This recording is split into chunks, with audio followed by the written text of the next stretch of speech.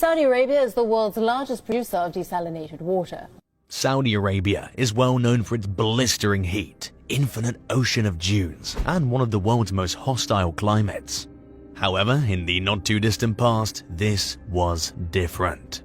Saudi Arabia has effectively converted its desert into green farmland and is now a food importing hub. For a country that previously had to import 90% of its fresh produce, this incredible achievement has stunned the whole world and science industry. But how did Saudi Arabia achieve such a fantastic feat? Keep watching this video till the end to find out. Saudi Arabia's agricultural progress has been astounding during the previous 3 decades. Large expanses of the desert have been converted into agricultural fields, which is a significant achievement in a country that receives only around 4 inches of rain per year, one of the lowest rates in the world. Did you know that Saudi Arabia currently exports wheat, dates, dairy products, eggs, fish, poultry, fruits, vegetables, and flowers to markets worldwide? Dates, formerly a mainstay of the Saudi diet, are now farmed primarily for worldwide humanitarian relief. One of the key factors that's contributed to this program is the use of advanced technologies for irrigation and water management. Agriculture policy is primarily the responsibility of the Ministry of Agriculture. Other government institutions include the Saudi Arabian Agricultural Bank (SAAB), which provides subsidies and interest-free loans, and the Grain Silos and Flour Mills Organization, which buys and stores wheat, builds flour mills, and manufactures animal feed. The government also provides land distribution and reclamation initiatives, as well as funding for research projects. The private sector has been critical to the kingdom's agricultural growth. This is primarily because government initiatives provide long-term, interest-free loans, technical and support services, incentives such as free seeds and fertilizer, low-cost water, fuel and power, and duty-free imports of raw materials and machinery. Except for a tiny coastal strip in the southwest, agriculture on the Arabian Peninsula has traditionally been limited to date farming and small-scale vegetable production in the widely dispersed oasis. Small parcels of land supplied enough food for the local populations, with any excess sold to passing caravans. In the 1970s, severe agricultural development began.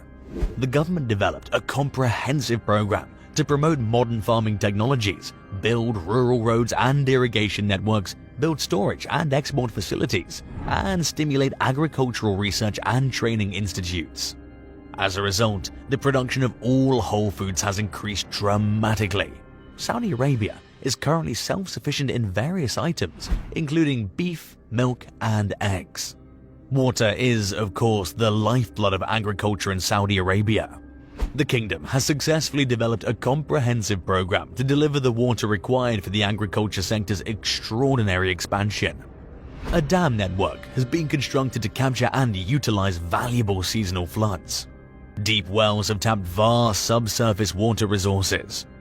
Desalination plants have been built to create fresh seawater for urban and industrial usage, freeing up other supplies for agriculture.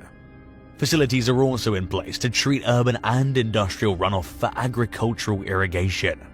Collectively, these initiatives have contributed to the transformation of enormous swathes of desert into rich agriculture. Land under cultivation increased from fewer than 400,000 acres in 1976 to millions of acres by the 21st century. Let us now discuss Saudi Arabia's agricultural achievements. The 1970s saw the kingdom's first substantial agricultural development.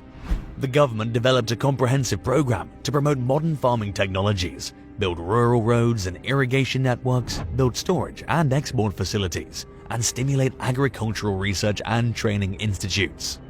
As a result, the production of all natural foods has increased dramatically.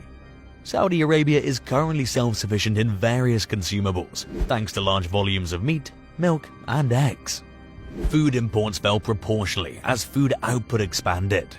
Saudi Arabia today exports wheat, dates, dairy products, eggs, fish, chicken, vegetables, and flowers to markets worldwide. Early in the program, intensive dairy, meat, poultry, and egg production were all established. By 1985, local farms were meeting domestic demand for several formerly imported items. The kingdom today contains some of the largest and most advanced dairy farms in the Middle East. The milk production rate is one of the highest in the world at 1,800 gallons per cow per year. While conventional offshore fishing has consistently increased fish productivity, the kingdom is looking for ways to improve the capture and encourage more private involvement. Aquaculture is one of the emerging sectors in which the private sector invests with government assistance. The number of fish farms, whether in the sea or on land, has constantly been expanding. The majority are near Saudi Arabia's Red Sea coast. Shrimp farming has proven very profitable. For example, the national shrimp company Al Rubian has a farm south of Jeddah run by Saudi hydrobiologists and marine engineers, whose shrimp, including the prize black tiger, is mainly sold to the United States and Japan. The kingdom's most notable agricultural achievement, recognized worldwide, was its fast transition from wheat importer to exporter. The nation erected its first grain silos in 1978. It had become self-sufficient in wheat by 1984. Soon after, Saudi Arabia began exporting wheat to 30 countries, including China and the former Soviet Union. The average yields in the key producing areas of Tabuk, Hale and Qasim reached 3.6 tons per acre. Saudi farmers cultivate many other grains, such as barley, sorghum and millet. Wheat and other grain production are significantly decreased to conserve valuable water resources. On the other hand, the kingdom has increased fruit and vegetable output by upgrading agricultural practices and the highways connecting farmers to urban customers. Saudi Arabia is a significant fruit and vegetable exporter to its neighbors. Watermelon, grapes, citrus fruits, onions, squash and tomatoes are among its most productive crops. The Al Hikmah research station in Jizan, in the country's well-watered southwest, grows tropical fruits such as pineapples, pawpaws, bananas, mangoes and guavas. This agricultural change has transformed the country's traditional diet, providing a variety of native delicacies previously imagined. Dates are no longer the necessary staple that they once were for Saudi Arabians, but they remain an essential supplemental food. Much of the yearly output of dates, which is believed to be over 500,000 tons and include approximately 450 distinct varieties, is utilized for worldwide humanitarian relief. Several factories, including one in Al-Hassa, are entirely dedicated to the production of dates for foreign aid and donate tens of thousands of tons of dates each year to alleviate famine and food shortages, primarily through the United Nations Food and Agriculture Organization's World Food Programme, WFP-FAO. Many nations have directly benefited from Saudi Arabia's WFP food aid. The kingdom ranks second only to the United States in terms of contributions to the program. What about the government programs that were fully implemented? The Saudi agricultural sector's recent development has been primarily attributable to various government programs, including the supply of low-interest loans and technical and support services. Low-cost water, gasoline and power, as well as duty-free imports of raw materials and machinery have benefited agriculture. Foreign joint venture partners of Saudi people or firms are free from paying taxes for up to 10 years, and investment laws since April 2000 provide further advantages. The Ministry of Agriculture is the central body in charge of executing agricultural policy and providing farmers with research and extension help. The Saudi Arabian Agricultural Bank (SAAB) is another aid organization that provides subsidies and interest-free loans. The Grain Silos and Flour Mill Organization were founded in 1972 to acquire and store wheat, build flour mills, and make animal feed to promote the nation's agricultural boom. Saudi Arabia has invested significant financial resources to improve highways connecting producing areas with consumer markets to stimulate private investment in the agricultural industry. Furthermore, the Land Distribution and Reclamation Program, launched in 1968, intends to distribute fallow land for free, primarily in small plots, to increase the area under cultivation and encourage agricultural and livestock production.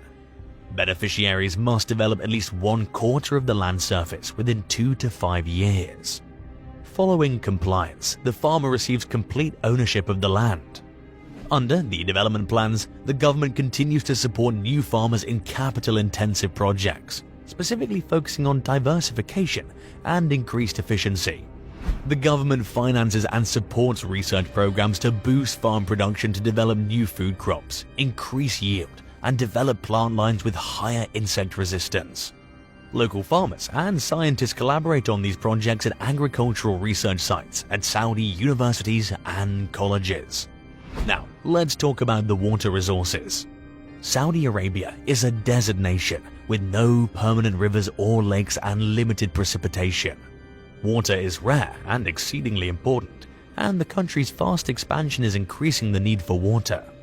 As a result, the kingdom has turned to new methods to produce adequate water to maintain its expansion. The Ministry of Water and Electricity is in charge of all water-related issues. In Saudi Arabia, aquifers are a crucial source of water. They are massive underground water reservoirs. The government made a significant effort to find, map and estimate the capacity of such aquifers.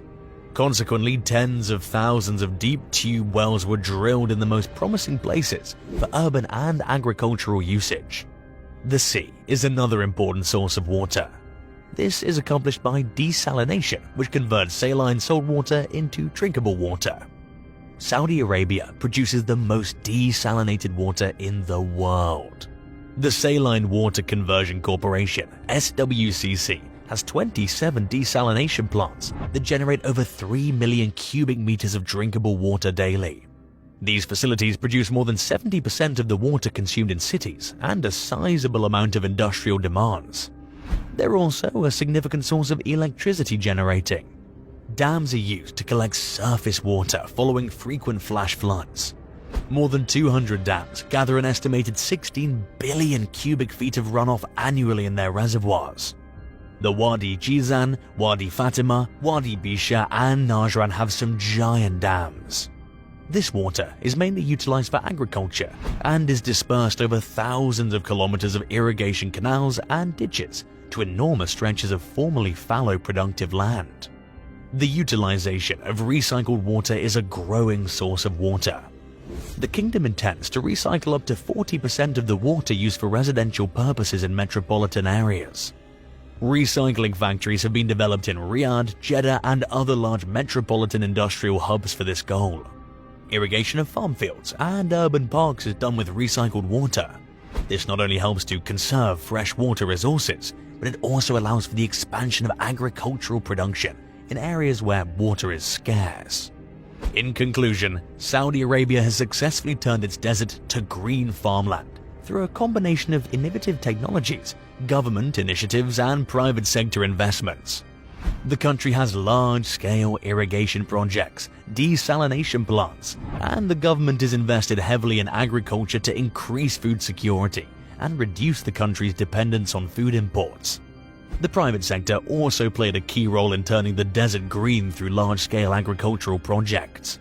The country still has challenges like limited water resources and population growth, but with the right policies and investments, it's well on its way to continue making progress and becoming a major producer of agricultural products.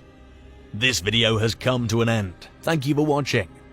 You now understand why Saudi Arabia's deserts are becoming green. But what are your thoughts on this occurrence? Let us know what you think in the comment section below. And if you enjoyed this video, please like, share and subscribe for more.